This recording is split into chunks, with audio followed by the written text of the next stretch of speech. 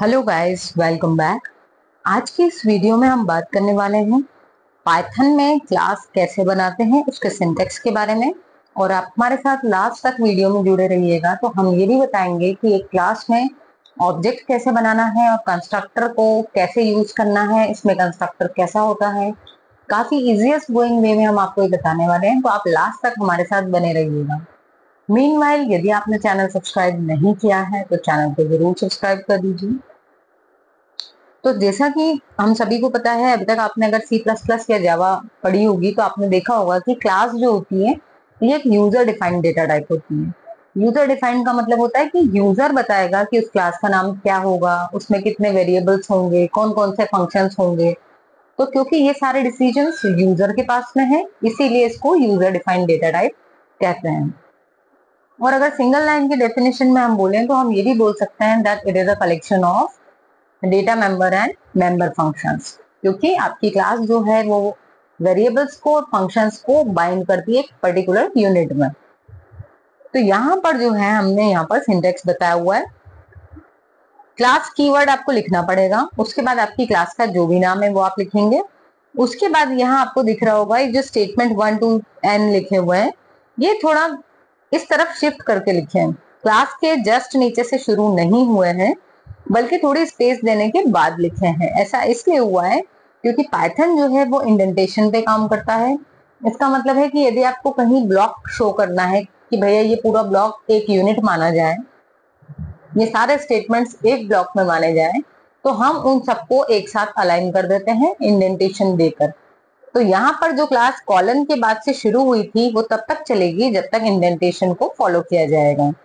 जैसे ही आपने इंडेंटेशन को फॉलो करना बंद किया और यहाँ से मतलब क्लास की सीध में लिखना जैसे ही शुरू करेंगे, तो आपका जो इंटरप्रेटर है पाइथन का वो ये समझ जाएगा कि अब जो स्टेटमेंट आया है वो क्लास का पार्ट नहीं है, क्लास से बाहर का है।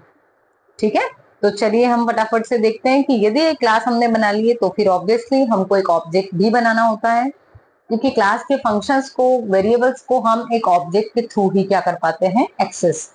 तो यहाँ पर आपको सिंटेक्स बताया हुआ है कि एक क्लास का जो ऑब्जेक्ट है उसको कैसे बनाना है। तो यहाँ पर आपको सिंपली आपके ऑब्जेक्ट का जो भी नाम रखना है वो रख दो। इक्वल टू करके आपको जिस क्लास का बना रहे हो आप ऑब्जेक्ट, उस क्लास का नाम लिखना पड़ेगा। और यदि उसके वेरिएबल्स को इनिशियलाइज करवाना है तो यहाँ पर आप उन वेरिएबल्स के लिए वैल्यूज पास कर देंगे, जिसको हम बोलते हैं आर्ग्यूमेंट। ये बहुत ही शानदार तरीके से नेक्स्ट स्लाइड में कंप्लीट हो जाएगा, जिसमें हम पूरा एक एग्जांपल भी देखने वाले हैं। उससे पहले हम कंस्ट्रक्टर के बारे में भी बात कर लेंगे ताकि आपको इजी गोइंग वे में चीजें समझ में आ जाए। तो यहाँ पर ये जो इनिट लिखा हुआ दिख रहा है, ये एक इनबिल्ट मेथड है जिसको एज ए कंस्ट्रक्टर यूज किया जाता है पाइथन में। कंस्ट्रक्टर का जैसे कि काम होता था आपके वेरिएबल्स को वैल्यू से इनिशियलाइज करवाना, जो भी वैल्यू आप आर्ग्यूमेंट में पास करते थे उस वैल्यू को वो असाइन करवा देता था वेरिएबल्स में। ठीक है, तो यहाँ पर भी हम इसको इनिट मेथड बोलते हैं, पर इसका काम है कंस्ट्रक्टर जैसा। और ये जो आपको यहाँ पर इसका सिंटेक्स लिखा हुआ दिख रहा है, यही है इसका। आगे 2 अंडरस्कोर है, फिर इनिट लिखा है, उसके बाद फिर से 2 अंडरस्कोर लगा रखे हैं। ठीक है, तो इस मेथड का यूज हम क्यों करते हैं, वेरिएबल्स को इनिशियलाइज करवाने के लिए। The init method requires self argument. अब एक मोस्ट इंपॉर्टेंट चीज है कि ये वाले मेथड का मतलब होता है फंक्शन। तो जब आप इस नाम का एक फंक्शन बनाएंगे तो भले ही आप उस फंक्शन में और कोई आर्ग्यूमेंट दें या ना दें, पर सबसे पहली आर्ग्यूमेंट सेल्फ नाम की जरूर होगी। ये जो सेल्फ रहेगा वो किसको रेफर करेगा, आपके ऑब्जेक्ट को। तो जो करंट ऑब्जेक्ट होगा उसको हम सेल्फ के नाम से जानेंगे इस मेथड के अंदर। ठीक है, नाम जरूरी नहीं है कि आप हमेशा सेल्फ ही लिखें, पर सेल्फ से हम ये बताना चाह रहे हैं कि पहली आर्ग्यूमेंट जो होगी हमेशा वो एक रेफरेंस होगा अभी के ऑब्जेक्ट के लिए। तो अभी जो हम एग्जांपल देखने वाले हैं उसमें आपको एकदम क्रिस्टल क्लियर चीजें हो जाएंगी। तो देखिए, दूसरे आर्ग्यूमेंट्स भी हो सकती हैं, पर सेल्फ नाम की आर्ग्यूमेंट तो होना ही चाहिए, भले दूसरी हो या ना हो। ठीक, और सारी क्लासेस जो हैं उनके अंदर एक इनबिल्ट मेथड होती है इनिट नाम की। यदि हम बाहर से नहीं लिखते हैं तो बाय डिफॉल्ट इंटरनली वो रहती है, विच इज ऑलवेज एग्जीक्यूटेड। और ये एग्जीक्यूट कब होगी, इसको कॉल नहीं करना पड़ेगा, जैसे हमारे कंस्ट्रक्टर को ऑटोमेटिकली जब आप वेरिएबल ऑब्जेक्ट बनाते थे तब कंस्ट्रक्टर खुद से कॉल हो जाता था, वैसे ही ये इनिट मेथड भी जब आप ऑब्जेक्ट बनाएंगे तो खुद से कॉल हो जाएगी। अब देखो यहाँ पर एक सिंपल सा प्रोग्राम देखा है हमने, क्योंकि हम ये मान के चल रहे हैं कि ये आपका पहली क्लास है और पहली बार हम इनिट मेथड को देख रहे हैं, तो इसलिए हमने सिंपल सी क्लास बनाई है। क्लास का नाम क्या लिया है? पर्सन। उसके बाद लगाया है कॉलन, क्योंकि ये हमारे सिंटेक्स में आता है।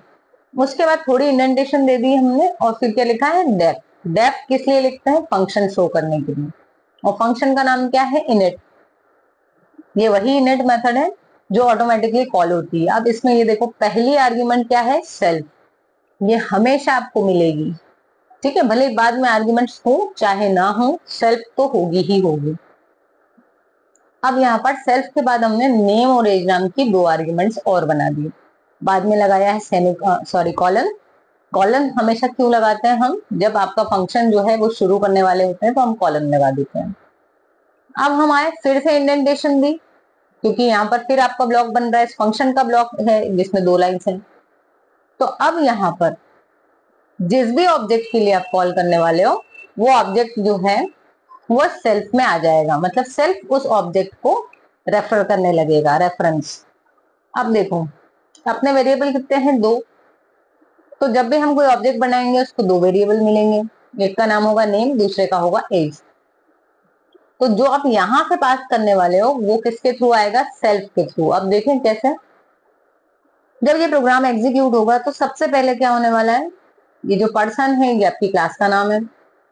अभी हमने पिछले वाली स्लाइड पे देखा था कि object name equal to class name, और यहाँ पर आप आर्ग्यूमेंट्स दोगे। तो P1 नाम का जो ऑब्जेक्ट बनेगा उसमें जॉन और 36 ये आर्ग्यूमेंट जाएगी। जैसे ही ये लिखा वैसे ही ये जो इनिट फंक्शन है ये खुद ब खुद कॉल हो जाएगा। जैसे ही ये कॉल होगा तो जॉन किस में आ जाएगा? नेम में, और एज में आ जाएगा 36।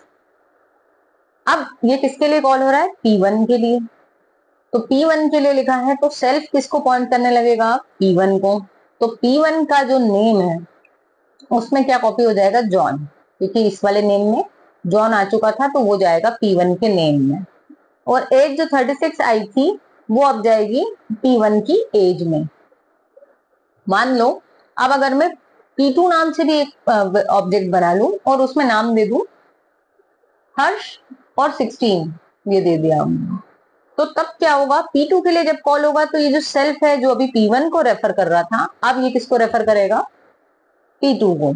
और P2 में आप जो भी नाम दोगे वो यहाँ पर असाइन करेगा। ऐसा क्यों हो रहा है? क्योंकि किसी भी क्लास में जितने भी वेरिएबल्स बनेंगे हर ऑब्जेक्ट को वो वेरिएबल की एक एक कॉपी मिलेगी, अपने अपनी अलग अलग। तो P1 के पास में भी एक नेम और एज होगा जिसमें कुछ अलग वैल्यू हो सकती है, P2 के पास में भी एक नेम और एक एज होगा जिसमें वो अपनी वैल्यू सेव कर सकता है। तो जिस समय पे ये इनिट कॉल होगा उस समय ये पर्टिकुलर उसी ऑब्जेक्ट को रेफर करेगा और उसी की जो मेमोरी लोकेशंस होंगी उन्हीं वेरिएबल्स में जाके वैल्यू को सेव करवाएगा। अब हम ऑब्जेक्ट के थ्रू जो आपके वेरिएबल हैं उनको भी एक्सेस कर सकते हैं। तो हमने क्या किया?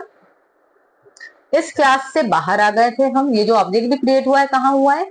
इस क्लास के बाहर, क्योंकि देखो ये क्लास की सीध में आया है पूरा P1। जो इंडेंटेशन वाली बात थी वो खत्म हो गई, मतलब हम क्लास से बाहर आ गए हैं। हमेशा ऑब्जेक्ट क्लास से बाहर आकर बनेगा। उसके बाद हमने किया है प्रिंट P1 डॉट नेम, मतलब इस ऑब्जेक्ट के थ्रू हमने इसका नाम प्रिंट करवा के देखा कि जो अपन ने यहाँ से सेव करवाया था वो एक्चुअल में उस नेम वाले वेरिएबल में सेव हुआ है या नहीं हुआ है। और उसके बाद में हमने इसकी एज को भी प्रिंट करवा के देखा। ठीक है, तो ये था हमारा एक सिंपल सा पाइथन का क्लास वाला प्रोग्राम जिसमें हमने क्लास बनाई, उसको इनिशियलाइज करवाया, उसके वेरिएबल्स को, एक ऑब्जेक्ट बनाया है। तो अगर आपको ये वीडियो पसंद आए तो कमेंट करके जरूर बताना, और यदि किसी पर्टिकुलर टॉपिक में कहीं किसी को कोई प्रॉब्लम आ रही है तो पर्टिकुलर टॉपिक के लिए जरूर आप रिक्वेस्ट करें। प्लीज अभी प्लेलिस्ट के लिए आप रिक्वेस्ट ना करें, क्योंकि अभी समय नहीं मिल पा रहा है कि पूरी प्लेलिस्ट बन पाए, एकदम नहीं।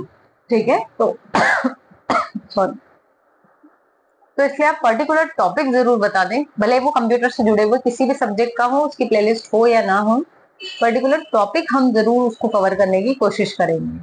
ठीक है, so thank you so much guys. Keep showering your love and affection. Thank you so much. मिलते हैं अपनी नेक्स्ट वीडियो में।